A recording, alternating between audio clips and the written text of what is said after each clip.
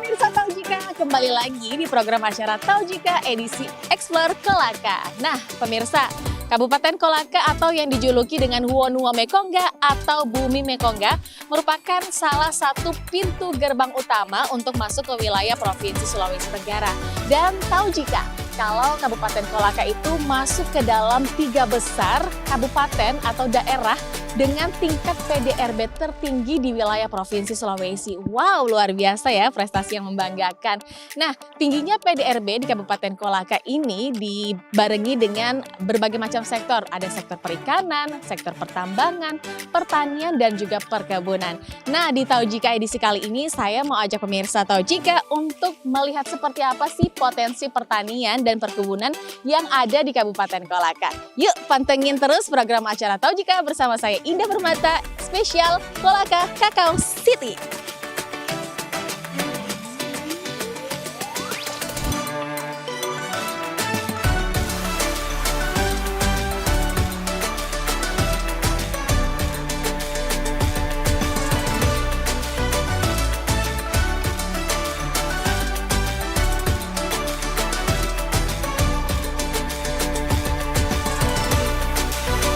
Pemirsa Taujika, yang mengaku cinta Indonesia, Kampung Kakao Lalamba atau Lalamba Kakao Village bisa menjadi list destinasi yang perlu dikunjungi dan membuat kakao Indonesia lebih terkenal lagi di mata dunia. Agar dunia tahu kalau Indonesia adalah negara produsen kakao terbesar dan coklat yang mereka nikmati itu sebagian besar dari Indonesia.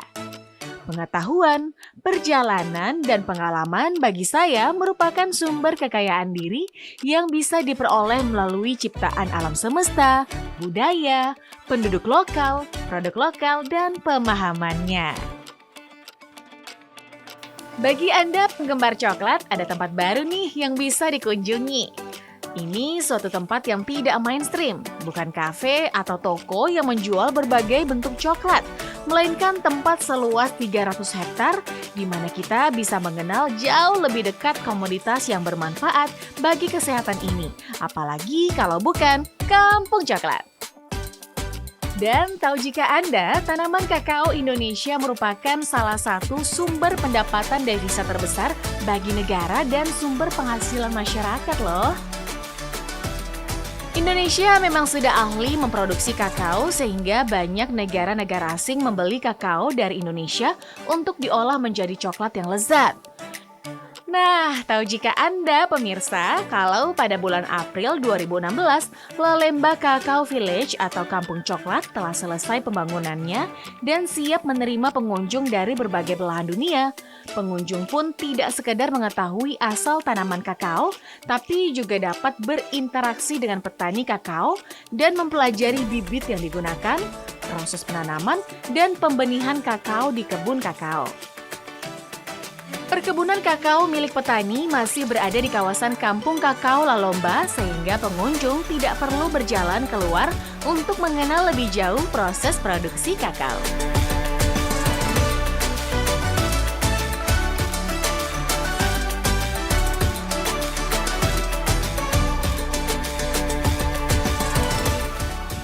Nah, pemirsa tahu jika untuk menghasilkan coklat dengan kualitas yang baik tentunya ada beberapa hal yang harus kita perhatikan.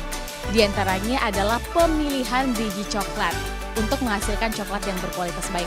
Kira-kira seperti apa ya tipikal biji coklat yang baik dan bagaimana ciri-cirinya? Dan seperti apa juga nih proses penyemaian dari biji coklat untuk menghasilkan pohon coklat yang bisa berbuah dengan kualitas yang good atau baik. Ini kebetulan di sebelah saya ada bapak-bapak yang lagi kerja, kita tanya-tanya dulu ya. Halo Pak, permisi maaf mengganggu ya Pak, mohon maaf nih. Pak namanya siapa dulu? Nama saya Adil. Bapak Adil, Adil Makmur ya Pak. Baik, Pak ini lagi apa nih Pak? Jadi saya sementara ini lagi mengisi polybag untuk penyiapan untuk menanam benih kakao. Untuk mendapatkan benih yang baik tentu harus dimulai dari proses memilih pohon induknya dulu. Karena dengan pohon induk yang baik maka dia akan menghasilkan turunan yang baik. Setelah itu kita masuk ke proses pemilihan buah, tentunya buah-buah yang kita akan pilih untuk menjadi buah yang baik tentu di batang-batang utama. Karena itu nutrisi utama kakao ada di situ.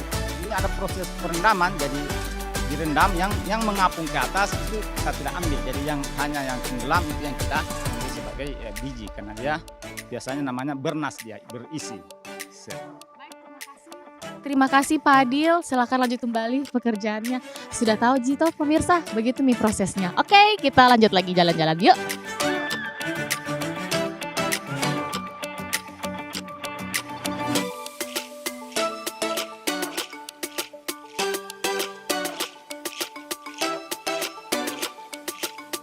Nah pemirsa tahu jika kali ini saya bersama Bapak Hasmir Jaya, Kepala Dinas Perkebunan dan Peternakan.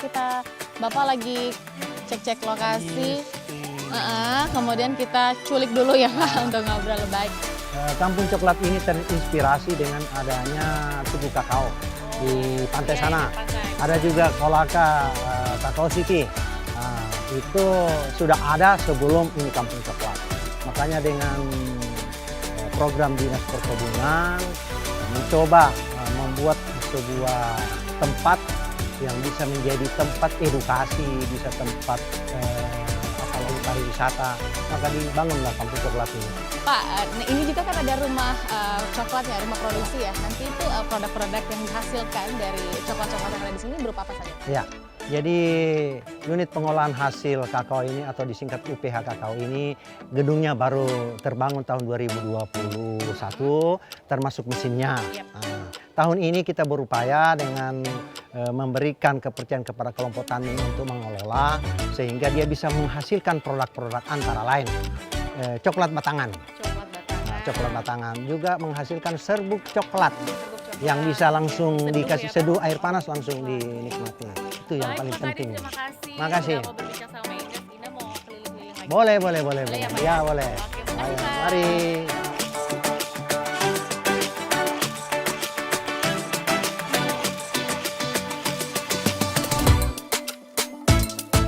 Permisi Pak, mohon maaf mengganggu waktunya ya Pak ya. Oke, Bapak namanya siapa nih Pak? Pak Johan.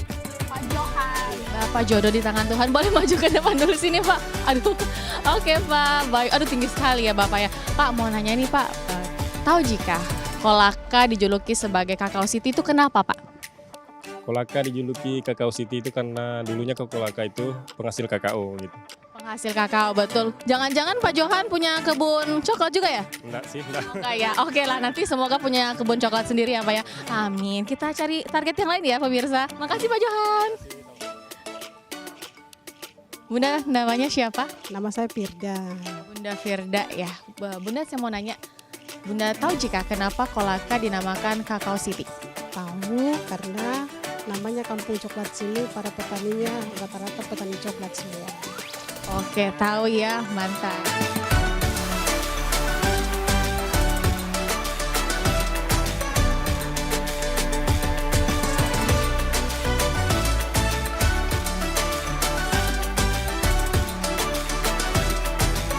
Nah, pemirsa tahu jika saat ini Indah Permata sudah berada di teknologi proses pengolahan sekunder kakao Dinas Perkebunan dan Peternakan Kabupaten Kolaka. Kita lihat-lihat ya seperti apa ya proses coklat untuk menghasilkan sebuah produk. Yuk.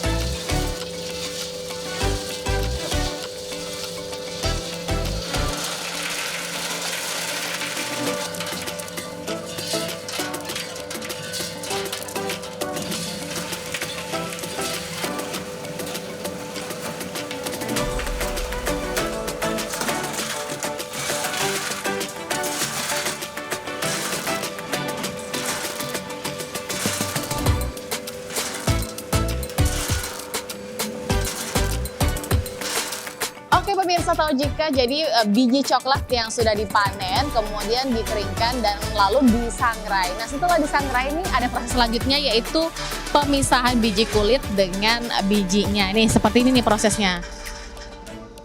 Nanti akan keluar di bawah. Wow.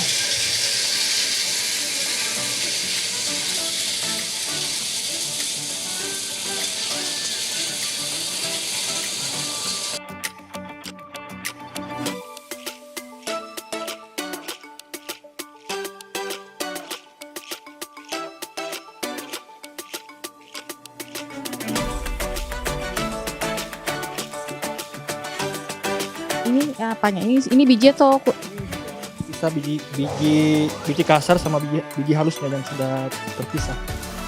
Nah setelah itu ini diapakan lagi Pak? Kita ke penggilingan yang lebih halusnya lagi. Kita ke penggilingan supaya lebih halus lagi. Oke, yuk. Oke, jadi sekarang biji yang setengah kasar tadi melalui proses selanjutnya itu mesin pemasta kasar kakao. Nanti hasilnya akan berbentuk pasta tapi tidak sepanjang pasta-pasta pada umumnya nih pemirsa. Seperti ini nih.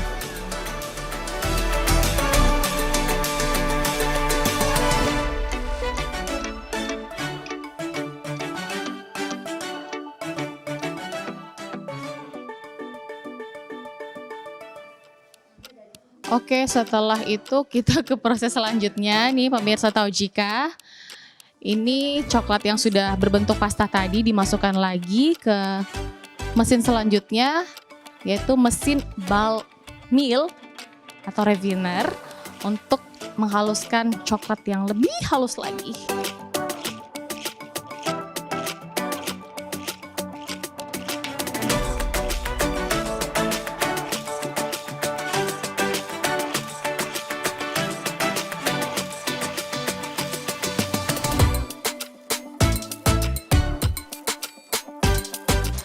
Nah pemirsa tahu jika, jadi bagaimana? Sudah tahu Mito bagaimana itu proses pengolahan biji coklat sehingga menghasilkan coklat yang berkualitas yang bisa dikonsumsi oleh semua masyarakat. Termasuk Ina Permata, si penggemar coklat.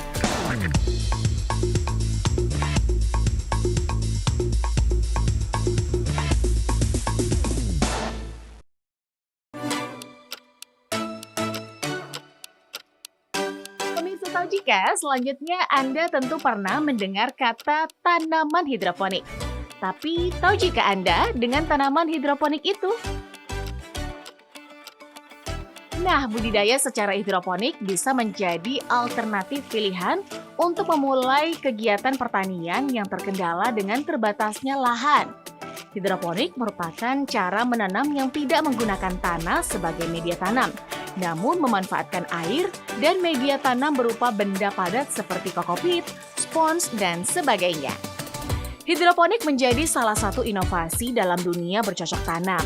Hidroponik tidak memerlukan lahan yang luas, sehingga ini menjadi salah satu kelebihannya.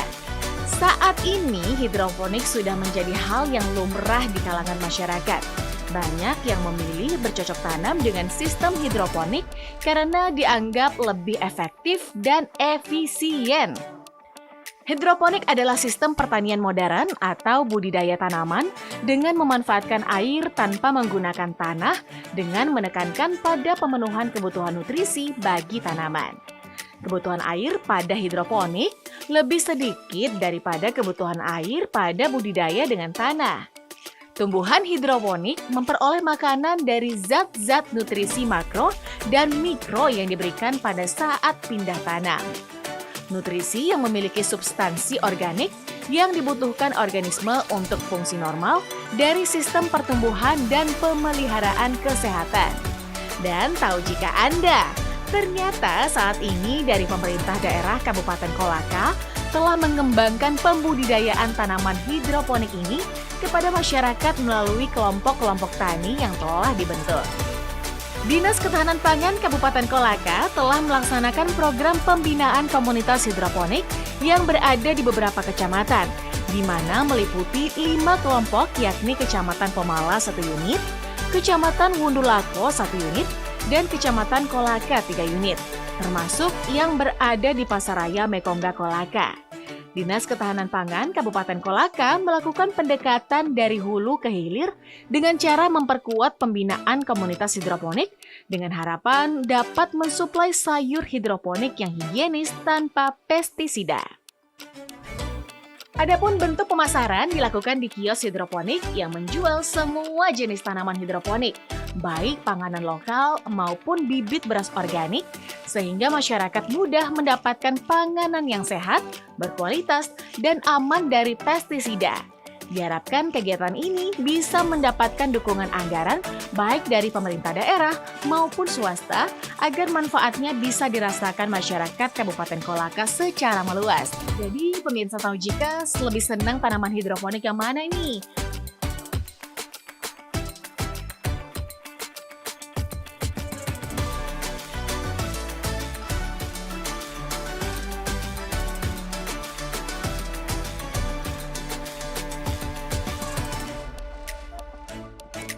Permisi Mbak, mohon maaf Mbak ganggu waktunya bentar ya. Coba kita ke depan dulu nih. Mbak namanya siapa? Iya, Mbak Ria, tahu jika artinya tanaman hidroponik? tahu. Tidak tahu? Oke, mau tahu? Mau? Mau, kita lihat ya informasinya ini dia. Nah pemirsa Taujika, saat ini saya sudah bersama Bapak Dr. Haji Muhammad Azikin, Kepala Dinas Ketahanan Pangan Kabupaten Kolaka. Kita ngobrol-ngobrol dulu nih sama Pak Kadis, mumpung lagi ada di Kolaka ya kan. Pak Kadis, saat ini kan pemerintah Kabupaten Kolaka ini kalau saya amati komoditi unggulannya ada dari sektor pertanian itu ada padi, kemudian jagung dan juga ubi nih. Kemudian di perkebunan ada coklat, kelapa sawit. Nah, akhir-akhir ini Pemda Kabupaten Kolaka ini mulai concern juga nih sama pertanian hidroponik ini. Kenapa nih Pak Kadis? Terima kasih banyak Pemda untuk Kabupaten Kolaka. Alhamdulillah sebenarnya sektor unggulan untuk Kabupaten Kolaka adalah sektor pertanian dalam arti luas dan pertambangan. Untuk sektor pertanian khusus untuk salah satu subsektor untuk di ketahanan pangan adalah kita salah satu kembangkan adalah tanaman hidroponik.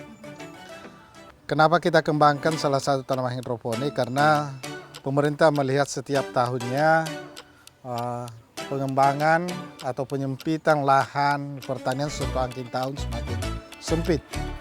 Maka salah satu untuk mengembangkan adalah pengembangan tanaman hidroponik atau memanfaatkan lahan-lahan tidur yang ada di sekitar warga. Dengan hidroponik ini alhamdulillah hampir 100% terbebas dari zat kimia maupun pestisida. Nah kalau melihat omset dari yang disumbangkan dari pertanian hidroponik sendiri Pak Kadis seperti apa? Kalau omsetnya sangat luar biasa besarnya. Kita Jadi, sambil jalan-jalan nih Pak. ya, Karena kan? ini yang di Sana-sana kiri kita. yang sudah mau panen. Ini juga sepertinya ya Pak ya, Iya. sudah mau panen. Ini yang Ini pakcoy sana sebelah bagus. yang sana pakcoy. Ini yang hijau. Ini yang ungu. Kita yang ke sana agak lebih banyak lagi. Bagian ini sudah panen. Mhm. Ini sudah Oh. panen. Ini sudah pakcoy sebenarnya yang sudah agak tua ini. Oke. Kalau respon dari para petani hidroponik sendiri seperti apa dengan dukungan dari Pemda sendiri? Alhamdulillah sekarang masyarakat kita sangat antusias. Ya, mulai dari tingkat desa sampai kelurahan itu mau semua mengembangkan hidroponik karena mereka sangat tertarik. Yang pertama adalah khusus untuk petani pemuda yang milenial ya tidak mau bersentuhan dengan cangkul. Ini mereka pemuda-pemuda kita tertarik dengan hanya main-main air apa semua karena ini kan bahan bakunya banyak ya sebagian besar hampir 100% air ya jadi alhamdulillah ini sangat memudahkan pemuda kita petani-petani milenial untuk mengembangkan hidroponik.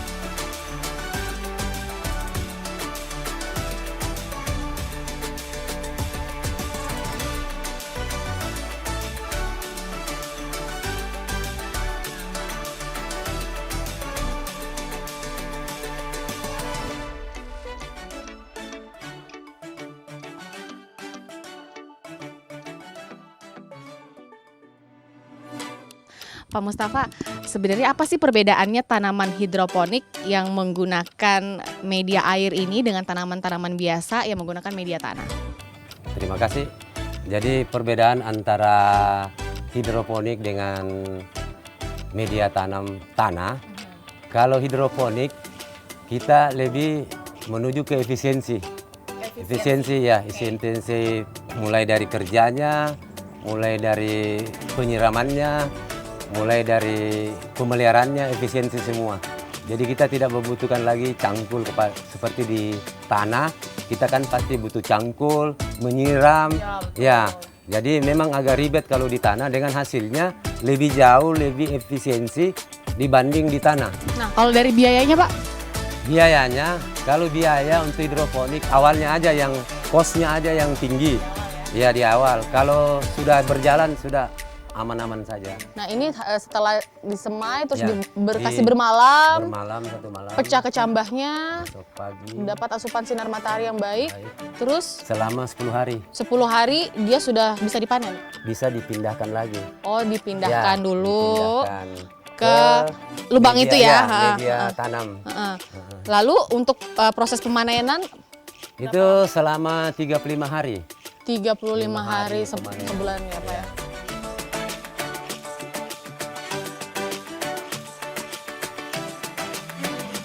Nah, Ibu ini habis belanja sayur. Ini sayur apa nih, Bu?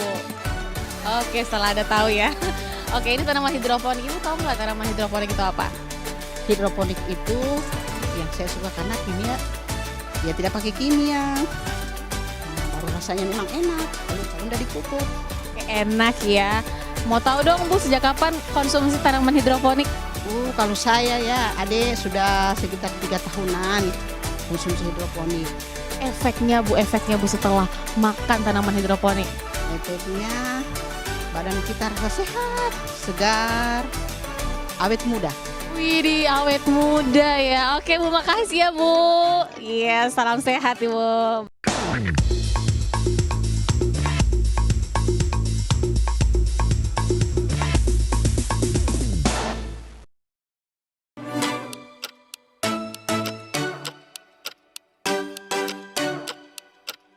Tahu jika Anda selain coklat ternyata perkebunan yang menonjol di Kabupaten Kolaka adalah kelapa sawit. Luasnya sekitar 14.981 hektar dengan hasil hampir 10.000 kg per hektarnya. Wow, luas sekali ya. Kelapa sawit adalah tumbuhan industri penting penghasil minyak masak, minyak industri, maupun bahan bakar biodiesel. Perkebunannya menghasilkan keuntungan besar, sehingga banyak hutan dan perkebunan lama yang dikonversi menjadi perkebunan kelapa sawit. Dan tahu jika Anda bahwa Indonesia adalah penghasil minyak kelapa sawit terbesar di dunia. Minyak sawit digunakan sebagai bahan baku minyak goreng, margarin, sabun, kosmetika, industri farmasi, dan lain sebagainya. Minyak sawit dapat digunakan untuk beragam peruntukannya karena keunggulan sifat yang dimilikinya, yaitu tahan oksidasi dengan tekanan tinggi maupun melarutkan bahan kimia yang tidak larut oleh bahan pelarut lainnya, kemudian mempunyai daya melapis yang tinggi dan tidak menimbulkan iritasi pada tubuh dalam bidang kosmetik. Kabupaten Kolaka memiliki potensi sumber daya alam dan sumber daya manusia yang cukup baik. Hal itu pula membuat para investor banyak melirik daerah ini. Berangkat dari potensi itulah salah satu perusahaan bergerak di bidang pertanian kembali menjadikan Kabupaten Kolaka untuk berinvestasi, ditandai dengan peletakan batu pertama pembangunan pabrik kelapa sawit PT Mandiri Inti Sawit di Desa Sapura, Kecamatan Pomala, Kabupaten Kolaka. PT Madindra Inti Sawit ini telah berinvestasi di Kabupaten Kolaka dengan membangun kebun inti sawit yang hingga saat ini telah mencapai luasan kurang lebih 2.000 hektar dari rencana investasi seluas kurang lebih 18.000 hektar. Wow, sangat luas. Dengan terbangunnya kebun kelapa sawit dan pabrik ini tentu akan menimbulkan multi-effect yang tidak terhingga banyaknya. Karena akan melibatkan tenaga kerja yang banyak, sehingga akan membuka lapangan kerja baru maupun menumbuhkan lapangan usaha baru, seperti kios-kios yang menyediakan bahan makanan, rumah kos, transportasi, dan kebutuhan lainnya yang berdampak pada masyarakat sekitar. Olehnya itu, kami berharap kepada kita semua agar senantiasa menjaga keamanan dan ketertiban. Keunggulan lainnya tentu Desa Sopura ini akan berubah menjadi kota dalam desa. Itu artinya bahwa ada suasana kota di desa ini. Kalau ini terjadi, maka sangat diperlukan sinergitas dari semua pihak yang beraktivitas di wilayah ini, mulai dari pemerintah, pemuka masyarakat, pengamanan, dan lain sebagainya.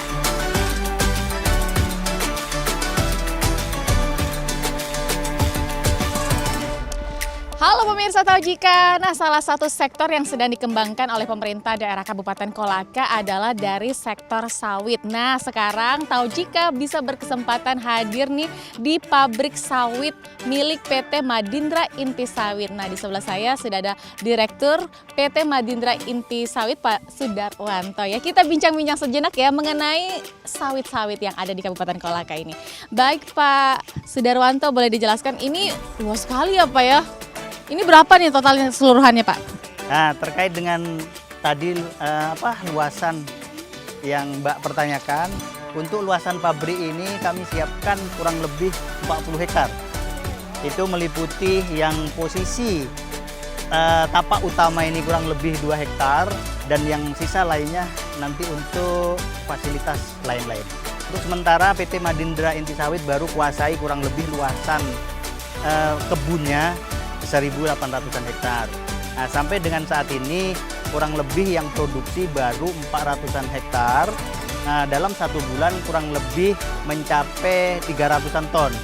Nah, sementara menunggu pabrik sendiri jadi, sementara TBS kami PT Madindra dijual ke pabrik PT UAM yang ada di Kabupaten Konawe. Harapan kami tentunya kami selaku perusahaan tetap mengikuti aturan-aturan yang ada. Jadi harapan kami dari PT Madindra Inti Sawit mengharap nanti ke depan supaya masyarakat Kabupaten Kolaka khususnya, umumnya di luar Kabupaten Kolaka bisa sama-sama tanam sawit dan nanti TBS-nya bisa disetorkan ke pabrik kami. Sisi pemerintahan nih, saya ke Pak Kadar kalau boleh dijelaskan seperti apa sih peranannya dan juga upaya dari pemerintah daerah dengan adanya perkebunan sawit yang dimiliki oleh Kabupaten Kolaka ini Pak. Baik, terima kasih. Saya kira ini satu kemajuan yang luar biasa karena daerah itu akan berkembang kalau ada investasi yang masuk di daerahnya. Nah ini salah satu investasi yang kita harapkan. Di kehadiran pabrik ini akan memberikan dampak yang luar biasa terhadap ekonomi masyarakatnya. Kenapa demikian? Karena yang jelas pabrik ini berproduksi, pasti ada nilai tambah yang dihasilkan. Baik, terima kasih penjelasannya Pak Kadar, Pak Sudarwanto, Bapak-Bapak yang lainnya. Iya.